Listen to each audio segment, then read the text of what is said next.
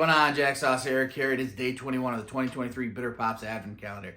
Time is ticking, guys. It is almost time. It is almost time for all that delicious food. Well, that's my favorite part. The delicious food, sauerbraten for my family. This year's really cool. I'm very excited about this.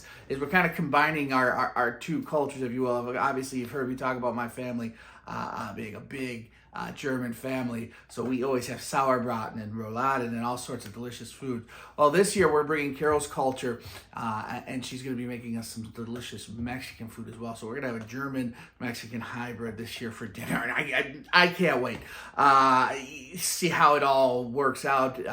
It's going to be two big, bold flavors all coming at me, and I'm going to enjoy every second of it. Of course, we'll probably be washing it down with a delicious beer of some sort, brewed up in the UP Marquette area. That's where we'll be, and I'm very, very excited about it. Of course, being with friends and family, well, really just family this year for us, is just going to be fantastic, and celebrating so much.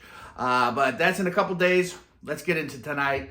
Tonight is the last night. The last night we'll be doing a beer review from Chicago. The rest we're going to be driving up tomorrow, and then the last two we will be up in our cabin. So let's see what's going on here. Day 21, which I already did some damage to because the box is falling apart on me, but it's okay. We'll see what's going on here. Day 21. Very excited. Day 21. Nah, he's too busy. He just took one look at it and said, nah. What are we doing? All right. Well, this is interesting. This is very interesting because this is actually something we just tried yesterday at Bitter Pops, of all places. We stopped in for a nice, just one before we went out to dinner. And Carol's a big Stout fan, and there was this Stout on the menu that sounded interesting. And sure enough, this is what we had, the Galaphobia, and it is fantastic. The brewery itself is narrow gauge, out of Missouri, and I know absolutely nothing about them, but I do remember after trying this yesterday that I was going to look up and find out some more about them. So now I'm going to just have to double down. So let's talk about this beer. It's cool artwork. Look at that. Love the black and white, kind of an eerie feeling. A little eerie for Christmas, but that's okay.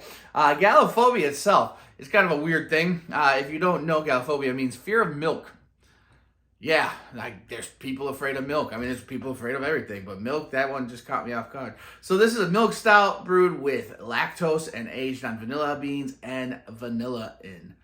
And I don't remember what vanilla in is, but vanilla beans, vanilla in, I would imagine some byproduct of vanilla. Narrow gauge, like I said, I wish I knew more about them. Stouts, however, stouts are interesting. If you are into beer at all, you know stouts and porters are kind of intertwined. There's all sorts of arguments as if they are different beer styles, if they should be classified as different beer styles. It really did all start in the world of porters, Porter beers or port beers back in the day were dark, malty beers that were real popular in port cities, hence the name all over the UK.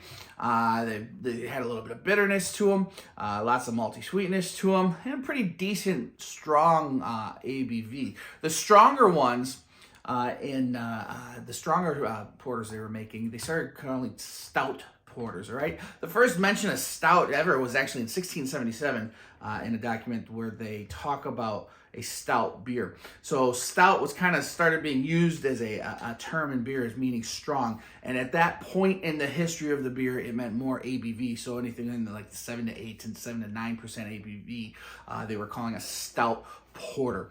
They used stout, at the time, and especially in England, you could find like a stout pale ale, if you will. But really, as the popularity grew of this, and it literally did, breweries were popping up left and right to make these stout porters and whatnot. It eventually migrated into Ireland, where it kind of caught its own thing and its steam, if you will, and kind of became its own beer variety, obviously with Guinness and whatnot.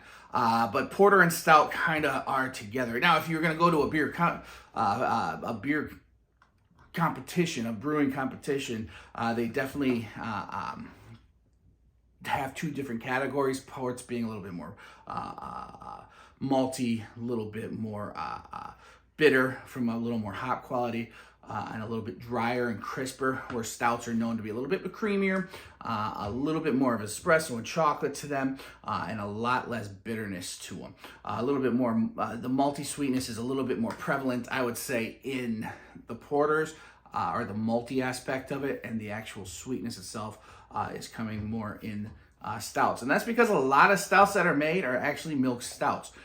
Milk stout, what it means is there's not actual milk being added to the stout in any way, shape, or form. They're using lactose sugar. Lactose sugar is a style of sugar that cannot be absorbed or eaten by yeast, beer yeasts, if you will. And so it remains, the sugar itself remains in the beer and sweetens it naturally. So let's give this a shot, even though I know it's delicious, man. Galaphobia, out of Narrow Gauge. Gotta check them out, man. I gotta learn more about them. I hate when I don't know what the brewery is, but there's, no way to know every single brewery. But I'm gonna try. All right. Oh, that smells good. Take a look at that beautiful stout color. A lot of people say, stouts, the chocolates and the espresso, the spices that come out of stouts taste a lot like some of the flavor characteristics you're going to get out of whiskey. And I think that, bourbons, especially the bourbon barrel aging process of stouts and whatnot, which we'll talk about another day, but I think that's why they pair so well and why it works so well with this style of beer. I'm really into bourbon barrel aged cream ales recently, but the stout is classic in the barrel aging. Look at that beautiful dark color, the color of espresso, really kind of a little bit more of a brown, reddish kind of finish to the top. Oh, on the nose, man. That is just, it's a milk stout, man. There is a noticeable sweetness to it. There's a heaviness to the actual nose, if that makes sense, but there's tons of chocolate. And this is not like Baker or bittersweet chocolate. This is kind of like a sweeter dark chocolate coming through. The vanilla is huge in this. Tons of vanilla bean. Definitely a little espresso. The vanilla is back, man. A little bit of maybe clove. There is a spice. There's a spice, and I want to characterize it as clove, but it could be open for interpretation.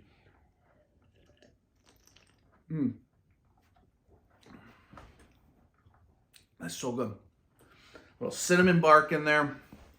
Tons of vanilla and coffee, espresso. Tons of that beautiful chocolate. I really think for me to characterize porter versus stout all comes to mouthfeel. And I think stouts are much creamier and they have a bigger, fuller body mouthfeel. When it sits on your tongue, it's heavier. If you were, I think stouts sit a little bit light, or porters, sit a little lighter in your mouth. This is absolutely fantastic. We knew that yesterday. There's just this funky barkiness at the end, like cinnamon bark at the end. That's just really, really cool to this beer. Very cool. Cheers, guys. Tomorrow, we will be on the road, but we will have a beer review ready for you. So I know you're waiting with anticipation. Till then, guys, we'll see you soon.